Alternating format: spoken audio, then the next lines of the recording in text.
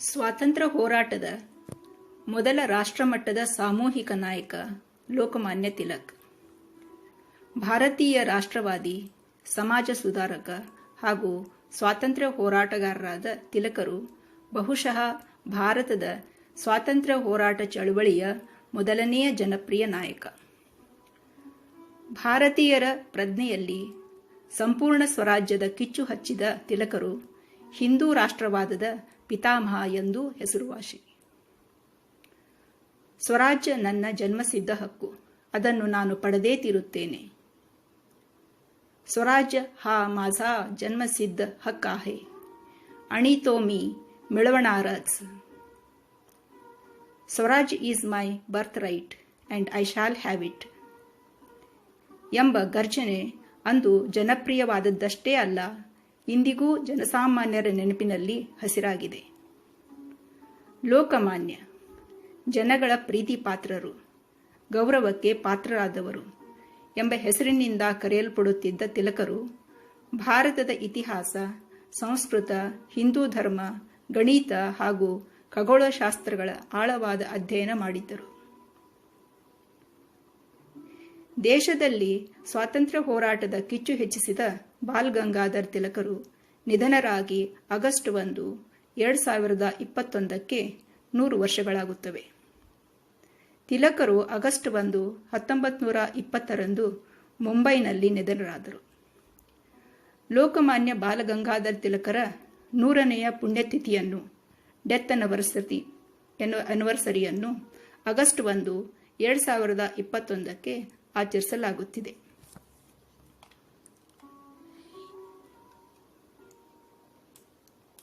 ಈ ಮಹಾನಾಯಕನ ಬದುಕೆ ಒಂದು ಮಹೋನ್ನತ ಸಂದೇಶವಾಗಿತ್ತು.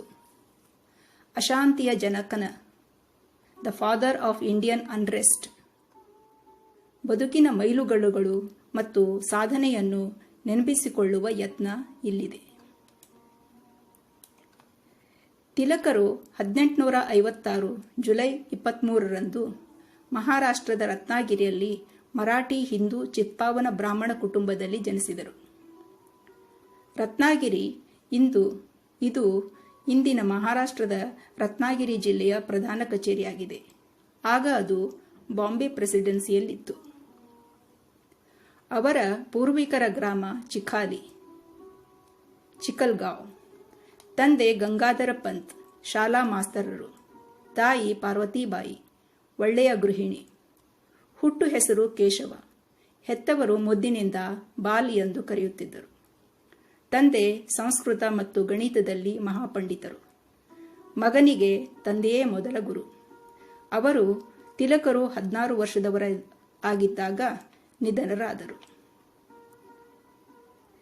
ತಿಲಕರ ಮೂಲ ಗ್ರಾಮ ದಾಪೋಲಿಯ ಚಿಕಲ್ಗಾಂವ್. ಲೋಕಮಾನ್ಯ ತಿಲಕರ ತಂದೆ ರತ್ನಾಗಿರಿಯಲ್ಲಿ ಶಿಕ್ಷಕರಾಗಿ ಕೆಲಸ ಮಾಡುತ್ತಿದ್ದರು. ತಿಲಕರ ಕುಟುಂಬವು ರತ್ನಾಗಿರಿಯ ಇಂದಿರಾಬಾಯಿ ಗೋರೆ ಅವರ ಮನೆಯಲ್ಲಿ ಬಾಡಿಗೆಗೆ ವಾಸಿಸುತ್ತಿದ್ದರು. ತಿಲಕರು ಈ ಮನೆಯಲ್ಲಿಯೇ ಜನಿಸಿದರು ಮತ್ತು ಇಲ್ಲಿ 10ನೇ ವಯಸ್ಸಿನವರೆಗೂ ವಾಸಿಸುತ್ತಿದ್ದರು. ನೀವು ಅವರ ಹಳೆಯ ಫೋಟೋಗಳು, ಪತ್ರಿಕಾ ತುಣುಕುಗಳು ಮತ್ತು ಶ್ರೀ ಲೋಕಮಾನ್ಯ ತಿಲಕರು ಬಳಸಿದ ವಿವಿಧ ವಸ್ತುಗಳನ್ನು ನೋಡಬಹುದು. ಸಾಂಪ್ರದಾಯಿಕ ಕೊಂಕಣ ಶೈಲಿಯ ಮನೆ. ಇದು ಕೇವಲ ಮನೆಯಲ್ಲ, ಇದು ನಮ್ಮ ಶ್ರೇಷ್ಠ ನಾಯಕನೊಬ್ಬ ಹುಟ್ಟಿದ ಸ್ಥಳ. ರತ್ನಾಗಿರಿಯಲ್ಲಿರುವ ತಿಲಕರ ಜನ್ಮಸ್ಥಳವನ್ನು ಮಹಾರಾಷ್ಟ್ರ ರಾಜ್ಯದ ಪುರಾತತ್ವ ಇಲಾಖೆಯಿಂದ ಸಂರಕ್ಷಿಸಲಾಗಿದೆ ಮತ್ತು ಇದನ್ನು ಸ್ಮಾರಕವಾಗಿ ಘೋಷಿಸಲಾಗಿದೆ. ಮನೆ ಹೊರ ಆವರಣದಲ್ಲಿ ಲೋಕಮಾನ್ಯ ತಿಲಕರ ಪ್ರತಿಮೆ ಇದೆ. ಲೋಕಮಾನ್ಯ ತಿಲಕರ ಜನ್ಮದಿನವನ್ನು ಇಲ್ಲಿ ಪ್ರತಿ ವರ್ಷ ಆಚರಿಸಲಾಗುತ್ತದೆ. ಈ ಸ್ಮಾರಕವು ಸೋಮವಾರ ಹೊರತುಪಡಿಸಿ ಉಳಿದ ದಿನಗಳಲ್ಲಿ ಪ್ರವಾಸಿಗರಿಗಾಗಿ ತೆರೆದಿರುತ್ತದೆ. ಸ್ವಾತಂತ್ರ್ಯ ಹೋರಾಟದಲ್ಲಿ ಅವರ ಅಗಾಧ ಕೊಡುಗೆಯನ್ನು ನೆನಪಿಸಿಕೊಂಡರೆ ಈ ಸ್ಮಾರಕವನ್ನು ನೋಡಿ ನಿಮಗೆ ಸ್ಫೂರ್ತಿ ಬರುತ್ತದೆ. ಬಾಲಗಂಗಾಧರ್ ತಿಲಕರ ಪತ್ನಿಯ ಹೆಸರು ಸತ್ಯಭಾಮಾಬಾಯಿ. ಇವರ ಮಕ್ಕಳು ವಿಶ್ವನಾಥ್ ಬಲವಂತ ತಿಲಕ್, ರಾಮ್ಭಾವು ಬಲವಂತ ತಿಲಕ್, ಶ್ರೀಧರ್ ಬಲವಂತ್ ತಿಲಕ್, ರಮಾಬಾಯಿ ಸಾನೆ, ರಮಾಬಾಯಿ ವೈದ್ಯ ಮತ್ತು ಪಾರ್ವತಿಬಾಯಿ ಕೇಳ್ಕರ್.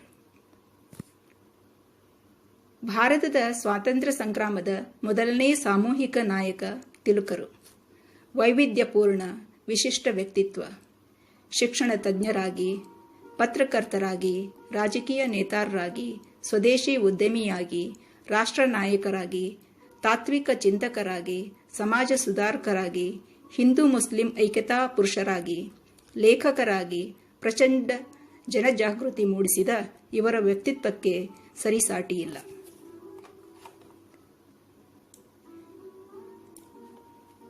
ಶಿಕ್ಷಣ ತಜ್ಞರಾಗಿ ತಿಲಕರು ಪುಣೆಯಲ್ಲಿ ಇಂಗ್ಲಿಷ್ ಶಾಲೆಯಲ್ಲಿ ಓದು ಮುಂದುವರೆಸಿದರು. ಚತುರ ವಿದ್ಯಾರ್ಥಿಯಾಗಿದ್ದ ತಿಲಕರಿಗೆ ಗಣಿತದಲ್ಲಿ ವಿಶೇಷ ಪ್ರತಿಭೆ ಇತ್ತು. ಆಧುನಿಕ ಕಾಲೇಜು ಶಿಕ್ಷಣ ಪಡೆದುಕೊಂಡ ಹೊಸ ಪೀಳಿಗೆಯ ಯುವಕರಲ್ಲಿ ತಿಲಕರು ಒಬ್ಬರಾಗಿದ್ದರು. ತನ್ನ ಮಾತೃಭಾಷೆ ಮರಾಠಿ ಮತ್ತು ಸಂಸ್ಕೃತದ ಮೇಲೆ ಅದ್ಭುತವಾದ ಹಿಡಿತವನ್ನು ಹೊಂದಿದ್ದರು. ಪದವಿ ಪಡೆದ ಬಳಿಕ ಪುಣೆಯ ಖಾಸಗಿ ಶಾಲೆಯೊಂದರಲ್ಲಿ ಗಣಿತ ಶಿಕ್ಷಕರಾಗಿ ಸೇರಿದ ತಿಲಕರು ನಂತರ ಅದನ್ನು ಬಿಟ್ಟು ಪತ್ರಕರ್ತರಾದರು. ಪಾಶ್ಚಿಮಾತ್ಯ ಶಿಕ್ಷಣ ಪದ್ಧತಿಯು ಭಾರತೀಯ ಪರಂಪರೆಯನ್ನು ಹಾಗೂ ಭಾರತದ ವಿದ್ಯಾರ್ಥಿಗಳನ್ನು ಹೀಗಳೆಯುತ್ತದೆ ಎಂದು ನಿರ್ಧಾರಕ್ಕೆ ಬಂದ ಅವರು ಈ ಪದ್ಧತಿಯ ತೀವ್ರ ಟೀಕಾಕಾರರಾದರು. ವಿದ್ಯಾರ್ಥಿಗಳಿಗೆ ಒಳ್ಳೆಯ ಗುಣಮಟ್ಟದ ಶಿಕ್ಷಣ ದೊರೆಯಬೇಕು ಎಂಬ ಉದ್ದೇಶದಿಂದ ಪುಣೆಯಲ್ಲಿ ಡೆಕ್ಕನ್ ಎಜುಕೇಷನ್ ಸೊಸೈಟಿಯನ್ನು ಪ್ರಾರಂಭಿಸಿದರು. 1885 ಜನವರಿ 2ರಂದು ಪುಣೆಯಲ್ಲಿ ಫರ್ಗ್ಯೂಸನ್ ಕಾಲೇಜ್ ಆರಂಭಿಸಿದರು. ದೇಶದ ಯುವಜನತೆಯಲ್ಲಿ ರಾಷ್ಟ್ರಭಕ್ತಿ, ಸ್ವದೇಶಿ ಸ್ವಾಭಿಮಾನ ಮುಂತಾದ ಸಕಾರಾತ್ಮಕ ವಿಷಯಗಳನ್ನು ತುಂಬುತ್ತಿದ್ದ ತಿಲಕರು ಅವರಲ್ಲಿ ಕ್ರೀಡೆ, ಸಾಹಸ ಪ್ರವೃತ್ತಿಯನ್ನು ಬೆಳೆಸಲು ಪ್ರಯತ್ನ ನಡೆಸಿದರು. ಈ ನಿಟ್ಟಿನಲ್ಲಿ ಡೆಕ್ಕನ್ ಜಿಮ್ಖಾನಾ ಸಂಸ್ಥೆಯನ್ನು ಪ್ರಾರಂಭಿಸಿದರು. ಶಿಕ್ಷಣ ಹಾಗೂ ರಾಜಕೀಯ ಜೀವನದ ಬಗ್ಗೆ ಅವರ ವಿಚಾರಗಳು ಬಹಳ ಪ್ರಭಾವಶಾಲಿಯಾಗಿದ್ದವು. ದೇವನಾಗರಿ ಲಿಪಿಯಲ್ಲಿ ಬರೆಯಲಾಗುವ ಹಿಂದಿ ಭಾಷೆಯು ಭಾರತದ ರಾಷ್ಟ್ರ ಭಾಷೆಯಾಗಬೇಕು ಎಂದು ಮೊದಲು ಸೂಚಿಸಿದವರು ತಿಲಕರು. ನಂತರ ಗಾಂಧೀಜಿ ಇದನ್ನು ಬಲವಾಗಿ ಅನುಮೋದಿಸಿದರು. ಆದರೆ ತಿಲಕರು ಸಂಪೂರ್ಣವಾಗಿ ಭಾರತದಿಂದ ನಿರ್ಮೂಲನೆ ಮಾಡಬೇಕೆಂದು ಇಚ್ಛೆಪಟ್ಟಿದ್ದ ಆಂಗ್ಲ ಭಾಷೆ ಇಂದಿಗೂ ಸಂವಹನದ ಒಂದು ಮುಖ್ಯ ಸಾಧನವಾಗಿ ಉಳಿದುಕೊಂಡು ಬಂದಿದೆ. ಪತ್ರಕರ್ತರಾಗಿ ತಿಲಕ್ ಜನರಿಗೆ ಪತ್ರಿಕಾ ಸೌಲಭ್ಯವನ್ನು ಒದಗಿಸಲು ಮುದ್ರಣಾಲಯವನ್ನು ಸ್ಥಾಪಿಸಿ ಪತ್ರಕರ್ತರಾಗಿ ಕೇಸರಿ ಎಂಬ ಮರಾಠಿ ಭಾಷೆಯಲ್ಲಿ ವಾರಪತ್ರಿಕೆ ಮತ್ತು ಆಂಗ್ಲ ಭಾಷೆಯ ವಾರಪತ್ರಿಕೆ ಮರಾಠ ಪ್ರಾರಂಭಿಸಿದ ತಿಲಕರು ಮುಂಬಯಿ ಮಹಾನಗರದಿಂದ ಪ್ರಕಟವಾಗುತ್ತಿದ್ದ ರಾಷ್ಟ್ರಮತ ಮರಾಠಿ ಪತ್ರಿಕೆಯ ಜೊತೆಗೂ ಒಡನಾಟ ಇಟ್ಟುಕೊಂಡಿದ್ದರು. ಕೇಸರಿ ಈಗ ದಿನಪತ್ರಿಕೆಯಾಗಿದೆ. ಮರಾಠ ಪತ್ರಿಕೆಯ ಪ್ರಕಟಣೆ ನಿಂತಿದೆ. ತಿಲಕರು ಸ್ಥಾಪಿಸಿದ ಕೇಸರಿ ಮರಾಠ ಪತ್ರಿಕೆಯು ಬಹುಬೇಗ ಜನಸಾಮಾನ್ಯರ ಮನೆಮಾತಾಯಿತು.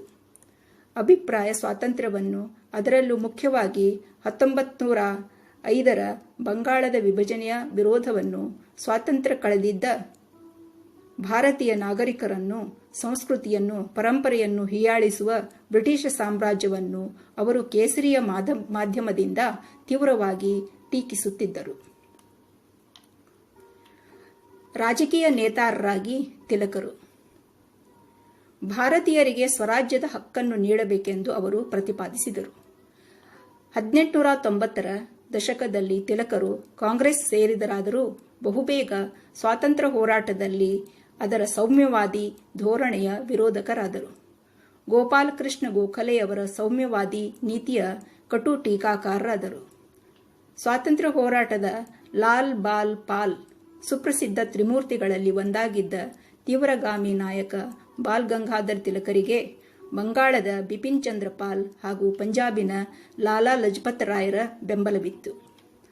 1907ರಲ್ಲಿ ಸೂರತ್ ಅಧಿವೇಶನದಲ್ಲಿ ಕಾಂಗ್ರೆಸ್ ತಿಲಕ್, ಪಾಲ್ ಹಾಗೂ ರಾಯ್ ನೇತೃತ್ವದಲ್ಲಿ ಗರಂ ದಳ ಅಂದರೆ ಬಿಸಿ ಗುಂಪು ಹಾಗೂ ಗೋಖಲೆಯವರ ನೇತೃತ್ವದಲ್ಲಿ ನರಂ ದಳ ಅಂದರೆ ಮೆದು ಗುಂಪು ಎಂದು ಇಬ್ಬಾಗವಾಯಿತು.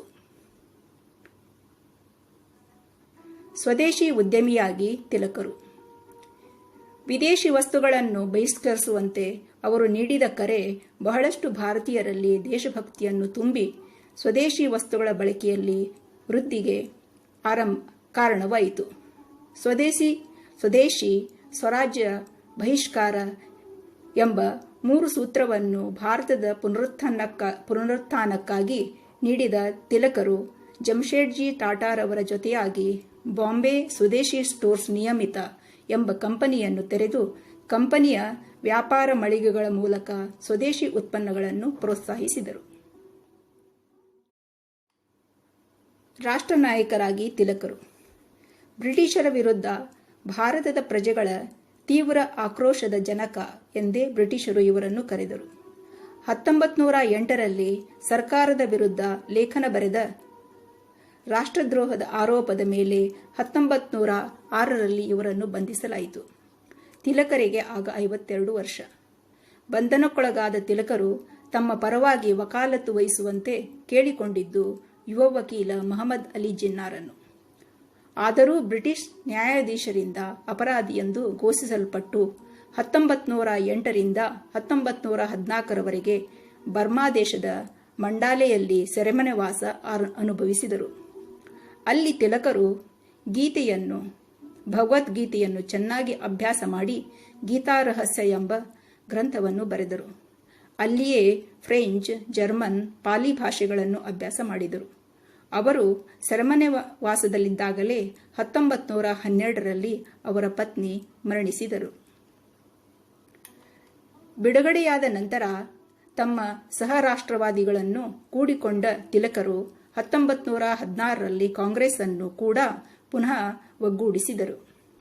ಅಖಿಲ ಭಾರತ ಹೋಮ್ ರೂಲ್ ಲೀಗ್ ಅನ್ನು ಸ್ಥಾಪಿಸುವಲ್ಲಿ ಅನಿ ಬೆಸೆಂಟ್ ಮತ್ತು ಮಹಮ್ಮದ್ ಅಲಿ ಜಿನ್ನಾರಿಗೆ ಸಹಕಾರ ನೀಡಿದರು. ಇದೇ ಸಂದರ್ಭದಲ್ಲಿ ಅನಿ ಬೆಸೆಂಟ್ ಜಿನ್ನಾ ಮುಂತಾದವರ ಜೊತೆ ಸೇರಿ 1916ರ ಏಪ್ರಿಲ್ನಲ್ಲಿ ಬೆಳಗಾವಿಯಲ್ಲಿ ಭಾರತೀಯ ಹೋಮ್ ರೂಲ್ ಲೀಗ್ ಪ್ರಾರಂಭಿಸಿದರು.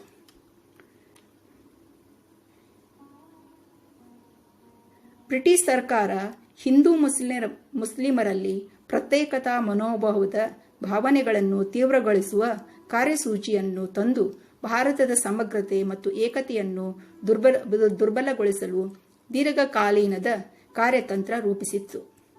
ಇದನ್ನು ಸಮರ್ಥವಾಗಿ ಅನುಪಯುಕ್ತವಾಗಿಸುವ ರಾಷ್ಟ್ರೀಯತೆಯ ಕಾರ್ಯತಂತ್ರ ರೂಪಿಸಿದ ತಿಲಕರು 1916ರಲ್ಲಿ ಲಖನೌ ನಗರದಲ್ಲಿ ನಡೆದ ಕಾಂಗ್ರೆಸ್ ಅಧಿವೇಶನದಲ್ಲಿ ಮುಸ್ಲಿಂ ಲೀಗ್ ಜೊತೆ ಕಾಂಗ್ರೆಸ್ ಒಪ್ಪಂದ ಮಾಡುತ್ತಾರೆ.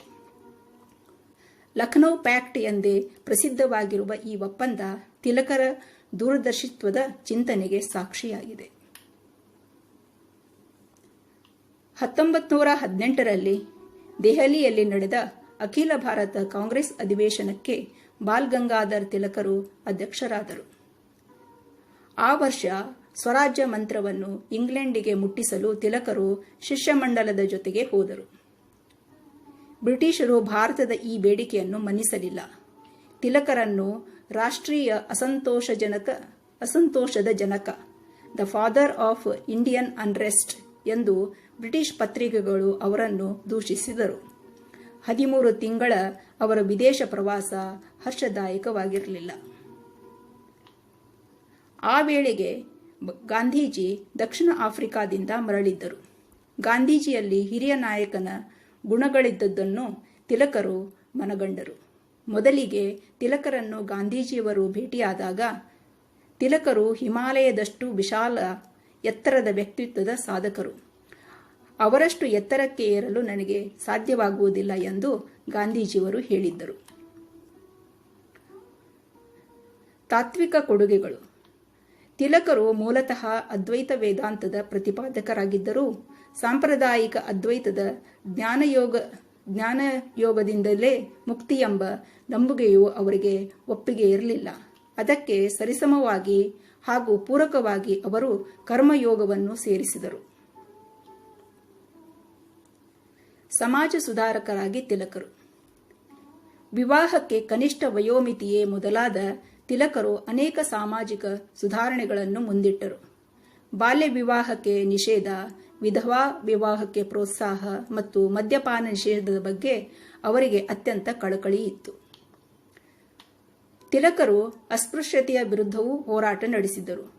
ತಮ್ಮ ಭಾಷಣದಲ್ಲಿ ದೇವರು ಅಸ್ಪೃಶ್ಯತೆಯನ್ನು ಸಹಿಸಿಕೊಂಡರೆ ಅವನನ್ನು ದೇವರು ಎಂದು ಮಾನ್ಯ ಮಾಡುವ ಹಾಗಿಲ್ಲ ಎಂದು ತಿಲಕರು ಹೇಳಿದರು ಮತ್ತು ಕೆಲವು ಹಳೆಯ ದಿನಗಳಲ್ಲಿ ಬ್ರಾಹ್ಮಣರ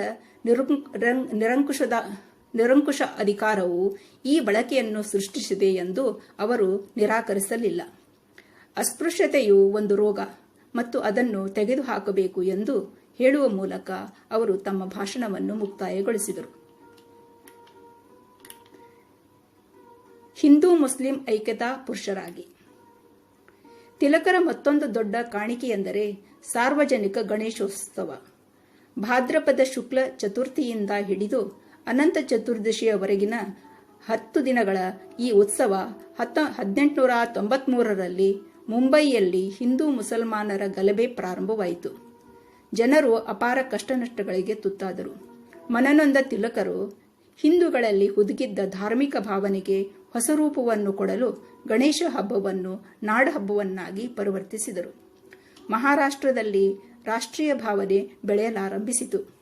ಗಣೇಶ ಮತ್ತು ಶಿವಾಜಿ ಜಯಂತಿ ಉತ್ಸವಗಳನ್ನು ಮಹಾರಾಷ್ಟ್ರದಲ್ಲಿ ಸಾರ್ವಜನಿಕ ಕ್ಷೇತ್ರಕ್ಕೆ ತರುವ ಮೂಲಕ ಧಾರ್ಮಿಕ ಪುನರುಜ್ಜೀವನವನ್ನು ರಾಷ್ಟ್ರೀಯ ಚಳವಳಿಗೆ ಪರಿಚಯಿಸಿದರು. ಖಾಸಗಿ ಧಾರ್ಮಿಕ ಆಚರಣೆಯನ್ನು ಜನಸಾಮಾನ್ಯರು ಒಟ್ಟುಗೂಡಿ ಆಚರಿಸುವ, ಜನನಾಯಕರಿಗೆ ಜನಸಾಮಾನ್ಯರೊಂದಿಗೆ ಸಂಪರ್ಕ ಸಾಧಿಸುವ ಮಾಧ್ಯಮವಾಗಿ ಬದಲಾಯಿಸಲಾಯಿತು. 1897ರಲ್ಲಿ ಸರ್ಕಾರ ಮತ್ತೆ ಅವರನ್ನು ಜೈಲಿಗೆ ಕಳುಹಿಸಿತು. ಇದೇ ಸಂದರ್ಭದಲ್ಲಿ ಗಣೇಶೋತ್ಸವಕ್ಕೆ ಬೆಳಗಾವಿಗೆ ಬಂದ ತಿಲಕರು ಎಲ್ಲ ಸಂಭಾಷಣೆಯನ್ನು ಕನ್ನಡದಲ್ಲಿಯೇ ನಡೆಸಿ ಎಂದು ಕರೆಕೊಟ್ಟಿದ್ದು ಉಲ್ಲೇಖಾರ್ಹ. ಜನಸಾಮಾನ್ಯರಲ್ಲಿ ಪ್ರಖರ ದೇಶಪ್ರೇಮವನ್ನು ಬೆಳೆಸಿ ಸ್ವಾತಂತ್ರ್ಯ ಹೋರಾಟವನ್ನು ತೀವ್ರಗೊಳಿಸಲು ತಿಲಕರು ಪ್ರಾರಂಭಿಸಿದ ಗಣೇಶೋತ್ಸವಕ್ಕೆ ಈಗ 127 ವರ್ಷದ ಸಂಭ್ರಮ. ತಿಲಕರು ಪ್ರಾರಂಭಿಸಿದ ಈ ಪರಂಪರೆ ದೇಶದ ಅನೇಕ ಕಡೆಗಳಲ್ಲಿ, ಅದರಲ್ಲೂ ಮುಖ್ಯವಾಗಿ ಮಹಾರಾಷ್ಟ್ರದಲ್ಲಿ ಇಂದಿಗೂ ಮುಂದುವರಿಯುತ್ತಿದೆ. ಗಣೇಶ ಮತ್ತು ಶಿವಾಜಿ ಉತ್ಸವಗಳಲ್ಲಿ ಅನೇಕ ಮುಸ್ಲಿಮರು ಭಾಗವಹಿಸಿದಂತೆ ಪುಣೆಯಲ್ಲಿ ಅವರು ಮುಸ್ಲಿಂ ದೇಶವಾಸಿಗಳೊಂದಿಗೆ ಅವರು ಮೊಹರಂ ಮೆರವಣಿಗೆಗಳಲ್ಲಿ ಭಾಗವಹಿಸಿದರು. ಅವರು ತಮ್ಮ ಬರಹಗಳಲ್ಲಿ ಈ ಹಬ್ಬಗಳ ಸಾರ್ವಜನಿಕ ಆಚರಣೆಯ ಕರೆ ಬೇರೆ ಯಾವುದೇ ಸಮುದಾಯದ ವಿರುದ್ಧ ಭಾವನೆಗಳನ್ನು ಕೆರಳಿಸುವ ಉದ್ದೇಶದಿಂದಲ್ಲ ಎಂದು ಸ್ಪಷ್ಟಪಡಿಸಿದರು. ವಿದೇಶಿ ಆಡಳಿತದ ನೊಗದಲ್ಲಿ ಬದುಕುತ್ತಿದ್ದ ತನ್ನ ಜನರ ಸಾಂಸ್ಕೃತಿಕ ಸ್ವಯಂ ಪ್ರತಿಪಾದನೆಯೊಂದೇ ಇದರ ಏಕೈಕ ಉದ್ದೇಶವಾಗಿತ್ತು. ತಿಲಕರು ಕೇಸರಿಯಲ್ಲಿ ಬರೆದಿದ್ದಾರೆ, ಹಿಂದೂಗಳು ಮತ್ತು ಮುಸ್ಲಿಮರು ಜಂಟಿಯಾಗಿ ಒಂದು ಸಾಮಾನ್ಯ ವೇದಿಕೆಯಿಂದ ಸ್ವರಾಜ್ಯವನ್ನು ಕೇಳಿದಾಗ ಬ್ರಿಟಿಷ್ ಅಧಿಕಾರಶಾಹಿ ತನ್ನ ದಿನಗಳನ್ನು ಎಣಿಸುವ ಕಾಲ ಬಂದಿದೆ ಎಂದು ಅರಿತುಕೊಳ್ಳಬೇಕು. When Hindus and Muslims jointly asks for Swaraj from a common platform, the British bureaucracy has to realize that its days are numbered. ಲೇಖಕರಾಗಿ ತಿಲಕರು Pune ಸಮೀಪದ ಯರವಾಡ ಜೈಲಿನಲ್ಲಿದ್ದಾಗ 18 ತಿಂಗಳ ಶಿಕ್ಷೆಯ ಅವಧಿಯಲ್ಲಿ ಓರಿಯನ್ ಮತ್ತು ವೇದಕಾಲ ನಿರ್ಣಯ ಎಂಬ 2 ಮಹೋನ್ನತ ಕೃತಿಗಳನ್ನು ರಚಿಸಿದರು. ತಿಲಕರ ಬಿಡುಗಡೆಗಾಗಿ ಪ್ರಪಂಚದ ಹಲವು ಭಾಗಗಳಿಂದ ವಿದ್ವಾಂಸರು, ರಾಜಕಾರಣಿಗಳು ಭಾರತದ ಬ್ರಿಟಿಷ್ ಸರ್ಕಾರಕ್ಕೆ ಮನವಿ ಮಾಡಿದರು ಎಂಬುದು ಉಲ್ಲೇಖಾರ್ಹ. 1903ರಲ್ಲಿ ತಿಲಕರು ಗ್ರಂಥವನ್ನು ಬರೆದು ಅದರಲ್ಲಿ ಖಗೋಳಶಾಸ್ತ್ರದ ಆಧಾರದ ಮೇಲೆ ವೇದಗಳನ್ನು ಧ್ರುವ ಪ್ರದೇಶದಲ್ಲಿ ಮಾತ್ರವೇ ಸೃಷ್ಟಿಸಲು ಸಾಧ್ಯ ಎಂದು ವಾದಿಸುತ್ತಾರೆ. ಕೊನೆಯ ಮಂಜಿನ ಯುಗ ಶುರುವಾದ ಮೇಲೆ ಅಲ್ಲಿಂದ ದಕ್ಷಿಣದ ಕಡೆಗೆ ಸಾಗಿದ ಆರ್ಯರ ಮೂಲಕ ಅದು ದಕ್ಷಿಣ ದೇಶಗಳನ್ನು ಮುಟ್ಟಿತು ಎಂದು ಅವರು ಪ್ರತಿಪಾದಿಸುತ್ತಾರೆ. ವೇದಗಳ ಪ್ರಾಚೀನತೆಯ ಸಂಶೋಧನೆಗಳು ಎಂಬ ಪುಸ್ತಕದಲ್ಲಿ ವೇದಕಾಲದ ಜನರು ಕ್ರಿಸ್ತಪೂರ್ವ 4ನೇ ಸಹಸ್ರಮಾನದಷ್ಟು ಹಿಂದೆಯೇ ಭಾರತದಲ್ಲಿ ನೆಲೆಸಿದ್ದರು ಎಂದು ಖಗೋಳಶಾಸ್ತ್ರದ ಆಧಾರದ ಮೇಲೆ ಪ್ರತಿಪಾದಿಸುತ್ತಾರೆ. ತಿಲಕರ ಗೀತಾರಹಸ್ಯ ಮತ್ತು ಜೀವನ ಧರ್ಮ ಯೋಗ ಎಂಬ ಭಗವದ್ಗೀತೆಯ ತಾತ್ಪರ್ಯವು ಬಹಳ ಪ್ರಸಿದ್ಧವಾದ ಕೃತಿ. ತಿಲಕರು 1908ರಿಂದ 1914ರವರೆಗೆ ಬರ್ಮಾ ದೇಶದ ಮಂಡಾಲೆಯಲ್ಲಿ ಸೆರೆಮನೆ ವಾಸದಲ್ಲಿದ್ದಾಗ ಈ ಕೃತಿಯನ್ನು ಬರೆದರು. ಯಾವುದೇ ರಾಷ್ಟ್ರವು ತನ್ನ ಇತಿಹಾಸದಲ್ಲಿ ಹೆಮ್ಮೆಯಿಲ್ಲದೆ ಶ್ರೇಷ್ಠತೆಯನ್ನು ಪಡೆಯುವುದಿಲ್ಲ ಮತ್ತು ಅಭಿಮಾನವು ಸ್ವಯಂ ಜ್ಞಾನದೊಂದಿಗೆ ಬರುತ್ತದೆ. ರಾಷ್ಟ್ರದ ಇತಿಹಾಸದಲ್ಲಿ ಮಹಾನ್ ಕ್ಷಣಗಳ ಮಹಾನ್ ಸಾಧನೆಗಳು ಮತ್ತು ಮಹಾನ್ ವ್ಯಕ್ತಿಗಳ ಬಗ್ಗೆ ಜ್ಞಾನ, ಅದರ ಸಾಂಸ್ಕೃತಿಕ ಮತ್ತು ಆಧ್ಯಾತ್ಮಿಕ ಸಂಪ್ರದಾಯಗಳ ಬಗ್ಗೆ ಜ್ಞಾನವು ರಾಷ್ಟ್ರಕ್ಕೆ ತನ್ನ ಅನನ್ಯ ಗುರುತನ್ನು ನೀಡುತ್ತದೆ. ಅಲ್ಲದೆ ಹೇಗೆ ಹಿಂದಿನ ಬೆಳವಣಿಗೆಗಳು ರಾಷ್ಟ್ರವನ್ನು ದುರ್ಬಲಗೊಳಿಸಿತು, ಅದರ ಸ್ವಾತಂತ್ರ್ಯವನ್ನು ಕಸಿದುಕೊಂಡಿತು, ಅದರ ಏಕತೆಯನ್ನು ಮುರಿದುಕೊಂಡಿತು ಮತ್ತು ಅದರ ಚೈತನ್ಯವನ್ನು ಕುಂಠಿಸಿತು, ಈ ಗುರಿತಾದ ತಿಳುವಳಿಕೆ ಇರಬೇಕು. ದುಃಖವೆಂದರೆ ನಾವು ಭಾರತೀಯರು ನಮ್ಮ ಇತಿಹಾಸವನ್ನು ಗಂಭೀರವಾಗಿ ಪರಿಗಣಿಸುವುದಿಲ್ಲ. 1897, 1908 ಮತ್ತು 1916ರಲ್ಲಿ ಬ್ರಿಟಿಷ್ ಸರ್ಕಾರವು 3 ಬಾರಿ ದೇಶದ್ರೋಹದ ಆರೋಪಕ್ಕಾಗಿ ಲೋಕಮಾನ್ಯರನ್ನು ವಿಚಾರಣೆಗೆ ಒಳಪಡಿಸಲಾಯಿತು. 1908ರಲ್ಲಿ ದೇಶದ್ರೋಹದ ಆರೋಪದ ಮೇಲೆ ಅವರನ್ನು ವಿಚಾರಣೆಗೆ ಒಳಪಡಿಸಲಾಯಿತು. ಬಾಂಬೆ ಹೈಕೋರ್ಟ್ನಲ್ಲಿ ಸಿಂಹದಂತೆ ಗರ್ಜಿಸುತ್ತಾ, ಸ್ವರಾಜ್ಯ ನನ್ನ ಜನ್ಮಸಿದ್ಧ ಹಕ್ಕು ಮತ್ತು ನಾನು ಅದನ್ನು ಹೊಂದುತ್ತೇನೆ ಎಂದು ತಿಲಕರು ಪ್ರತಿಪಾದಿಸಿದ್ದರು. ಶಿಕ್ಷೆ ಪ್ರಕಟವಾಗುವ ಮುನ್ನ ಏನಾದರೂ ಹೇಳಬೇಕೇ ಎಂದು ನ್ಯಾಯಾಧೀಶರಾದ ನ್ಯಾಯಮೂರ್ತಿ ದಾವರ್ ಅವರನ್ನು ಕೇಳಿದಾಗ ಅವರು ಧೈರ್ಯದಿಂದ ಉತ್ತರಿಸಿದರು, ತೀರ್ಪುಗಾರರ ತೀರ್ಪಿನ ಹೊರತಾಗಿಯೂ ನಾನು ನನ್ನ ಮುಗ್ಧತೆಯನ್ನು ಕಾಪಾಡಿಕೊಳ್ಳುತ್ತೇನೆ.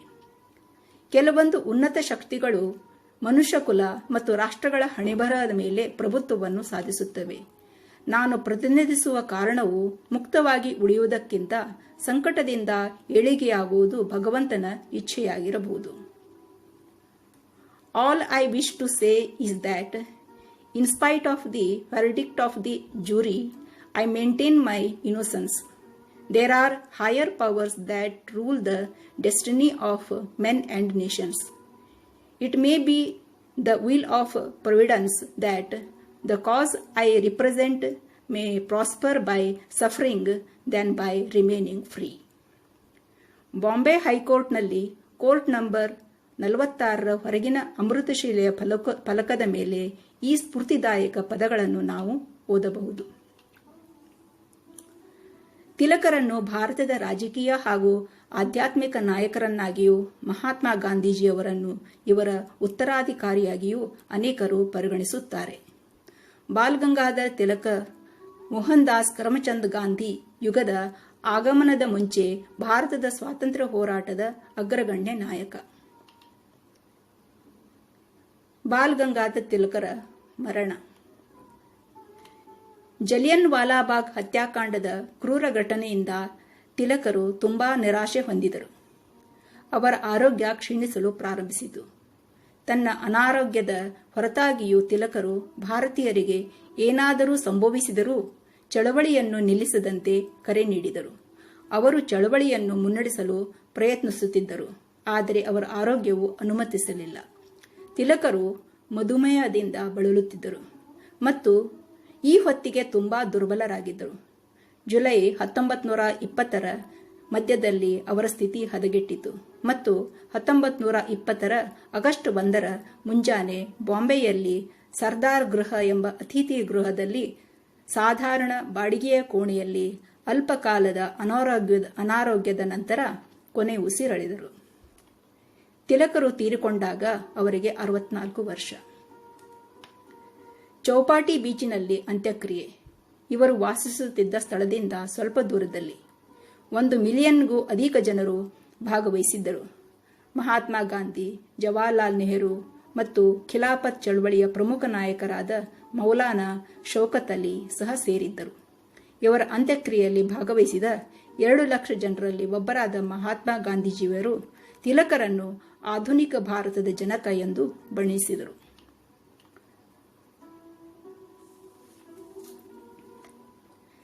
ಗಾಂಧೀಜಿಯವರು ತಿಲಕರ ಬಗ್ಗೆ ತಮ್ಮ ಗುಜರಾತಿ ಸಾಪ್ತಾಹಿಕ ನವಜೀವನದಲ್ಲಿ ಆಗಸ್ಟ್ 8, 1920 ಹೀಗೆ ಬರೆಯುತ್ತಾರೆ. ಅವರು ತಿಲಕ್ ಅತ್ಯಂತ ಸರಳತೆಯ ವ್ಯಕ್ತಿ. ಆದ್ದರಿಂದ ಆತನ ಸ್ಮರಣೆಯಲ್ಲಿ ನಾವು ಸರಳತೆಯನ್ನು ಅಳವಡಿಸಿಕೊಳ್ಳಬೇಕು ಮತ್ತು ಮುಜುಗರವನ್ನುಂಟು ಮಾಡುವ ಕೆಲವು ವಿಷಯಗಳನ್ನು ಬಳಸುವುದನ್ನು ಬಿಟ್ಟುಬಿಡಿ. ಆತ ಧೈರ್ಯಶಾಲಿಯಾಗಿದ್ದರು. ನಾವು ಕೂಡ ಅದೇ ರೀತಿ ಧೈರ್ಯಶಾಲಿಯಾಗೋಣ ಮತ್ತು ನಮ್ಮ ಆತ್ಮಸಾಕ್ಷಿ ಒಪ್ಪುವಂತಹದನ್ನು ಮಾತ್ರ ಮಾಡೋಣ ಮತ್ತು ನಮ್ಮ ಗುರಿಯಿಂದ ಎಂದಿಗೂ ಹಿಂದೆ ಸರಿಯುವುದಿಲ್ಲ. ಅವರು ಚಿಂತನಶೀಲ ವ್ಯಕ್ತಿಯಾಗಿದ್ದರು. ನಾವು ಕೂಡ ಮಾತನಾಡುವ ಅಥವಾ ಕಾರ್ಯನಿರ್ವಹಿಸುವ ಮೊದಲು ಯೋಚಿಸಲು ಕಲಿಯಬೇಕು. ನಮ್ಮ ವ್ಯವಹಾರಗಳ ನಡವಳಿಕೆಯಲ್ಲಿ ವಿದೇಶಿ ಭಾಷೆಯನ್ನು ಬಳಸುವುದನ್ನು ಬಿಟ್ಟು ಬಿಡೋಣ. ನಮ್ಮ ಮಾತೃಭಾಷೆಯಲ್ಲಿ ಪ್ರವೀಣರಾಗಿ ಮತ್ತು ನಮ್ಮ ಎಲ್ಲ ಆಲೋಚನೆಗಳನ್ನು ಅದರಲ್ಲಿ ವ್ಯಕ್ತಪಡಿಸಲು ಕಲಿಯೋಣ. ನಾವು ಸಂಸ್ಕೃತವನ್ನು ಅಧ್ಯಯನ ಮಾಡೋಣ ಮತ್ತು ನಮ್ಮ ಶಾಸ್ತ್ರಗಳಲ್ಲಿ ಅಡಗಿರುವ ಆಧ್ಯಾತ್ಮಿಕ ಬುದ್ಧಿವಂತಿಕೆಯ ಸೌಂದರ್ಯವನ್ನು ಕಂಡುಕೊಳ್ಳೋಣ. ಆತ ಸ್ವದೇಶಿ ಪ್ರೇಮಿಯಾಗಿದ್ದ. ನಾವು ಸ್ವದೇಶಿಯ ಅರ್ಥವನ್ನು ಅರ್ಥ ಮಾಡಿಕೊಳ್ಳಬೇಕು ಮತ್ತು ಸ್ವದೇಶಿಯನ್ನು ಆಚರಣೆಯಲ್ಲಿ ಅಳವಡಿಸಿಕೊಳ್ಳಬೇಕು. ಅವರು ದೇಶದ ಮೇಲೆ ಅಪರಿಮಿತ ಪ್ರೀತಿಯನ್ನು ಹೊಂದಿದ್ದರು.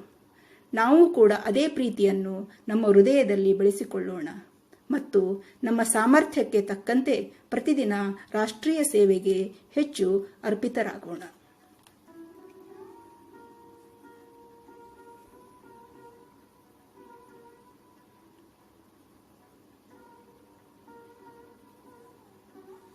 ನಾನು ಜೂನ್ 17, 2015 ಕೊಂಕಣ ಪ್ರವಾಸದಲ್ಲಿ ರತ್ನಾಗಿರಿಗೆ ಹೋದಾಗ ಲೋಕಮಾನ್ಯ ತಿಲಕರು ಜನಿಸಿದ 10 ವರ್ಷವರೆಗೆ ಬಾಲ್ಯ ಕಳೆದ ಈಗ ಮ್ಯೂಸಿಯಂ ಆಗಿ ಪರಿವರ್ತಿತವಾಗಿರುವ ಮನೆಗೆ ಭೇಟಿ ಇತ್ತಿದ್ದೆ.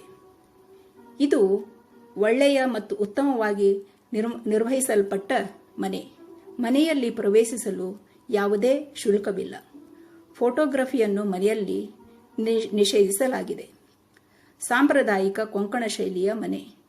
ಇಡೀ ಮನೆಯನ್ನು ಉತ್ತಮವಾಗಿ ವಿನ್ಯಾಸಗೊಳಿಸಲಾಗಿದೆ ಮತ್ತು ಐತಿಹಾಸಿಕ ಫೋಟೋಗಳು, ದಾಖಲೆಗಳು ಮತ್ತು ಬರವಣಿಗೆಯನ್ನು ಹೊಂದಿದೆ.